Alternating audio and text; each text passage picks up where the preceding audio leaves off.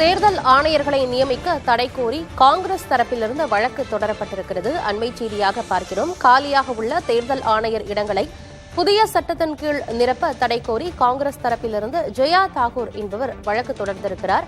விவரங்களோடு செய்தியாளர் நிரஞ்சன்குமார் இணைந்திருக்கிறார். நிரஞ்சன்குமார், அருண்கோயல் ராஜினாமாவை தொடர்ந்து ஒரு 15ஆம் தேதிக்குள்ளாகவே இந்த காலியாக இருக்கும் 2 தேர்தல் ஆணையர் இடங்கள் நிரப்பப்படும்னு முன்னதாக சொல்லியிருந்தாங்க. ஆனா புதிய சட்டத்தின் கீழ் நிரப்ப தடை கோரி காங்கிரஸ் வழக்கு தொடர்ந்திருக்கு. அந்த புதிய சட்டம் என்ன சொல்லுது, என்ன விவரம்?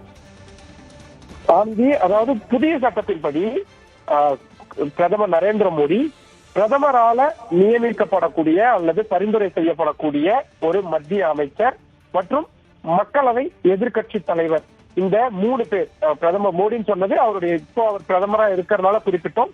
இல்லாட்டி பிரதமரால் நியமிக்கக்கூடிய ஒரு மத்திய அமைச்சர், அப்புறம் மக்களவை எதிர்கட்சி தலைவர், இந்த 3 பேர் கொண்ட குழு தான் தேர்தல் ஆணையர் மற்றும் தலைமை தேர்தல் ஆணையர் ஆகியோரை தேர்ந்தெடுக்கிறதுக்கான குழுவா இருக்கிறாங்க. இதுக்கு முன்னாடி அந்த குழு எப்படி இருந்துச்சு அப்படின்னா, உச்சநீதிமன்ற தலைமை நீதிபதி அந்த குழுவில் இடம்பெற்றிருந்தாரு.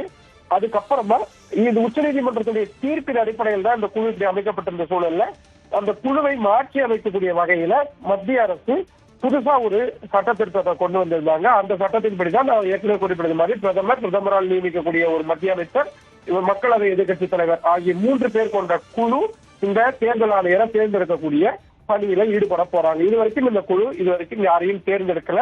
இப்போ அருண்கோயல் ராஜினாமா செஞ்சுட்டாரு அப்படின்றதுனால 2 இடங்கள் காலியா இருக்குது. ஏற்கனவே இருந்த தேர்தல் ஆணையர் அவருடைய பதவி காலம் முடிஞ்சதை அடுத்து அந்த இடமும் காலியா இருக்கு.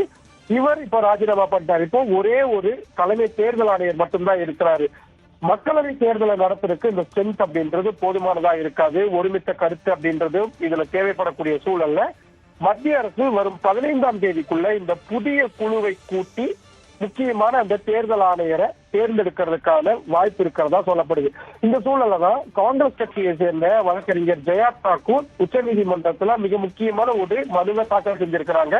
இதுல ஏற்கனவே மத்திய அரசு கொண்டு வந்திருக்கக்கூடிய தலைமை தேர்தல் ஆணையர் மற்றும் தேர்தல் ஆணையரை தேர்ந்தெடுக்கிறதுக்கான குழு சட்ட திருத்தத்துக்கு எதிராக தாக்கல் செய்ய நிலுவை இருக்கு. அந்த மனு எந்த ஒரு ஆசிரியர் எந்த ஒரு முஸ்லீமும் கூட குறிப்பா தேர்தல் ஆணையர் கூடாது அப்படின்ற கோரிக்கை முக்கியமான ஒரு கேஸாகவும் பார்க்க வேண்டியதா இருக்கு. அனந்தி, ஏற்கனவே அருண்கோயல் அவருடைய பதவி விலகல் காரணமாக மக்களவை தேர்தல் தேதி அறிவிப்பு என்பது இன்னும் கால தாமதமாகும் அப்படின்னு சொல்லப்பட்டிருக்கு. இந்நிலையில தேர்தல் ஆணையர்களை நியமிக்க தடை கோரி காங்கிரஸ் தரப்பிலிருந்து வழக்கும் தொடரப்பட்டிருக்கிறது. தகவல்களை வழங்கியமைக்கு நன்றி நிரஞ்சன்.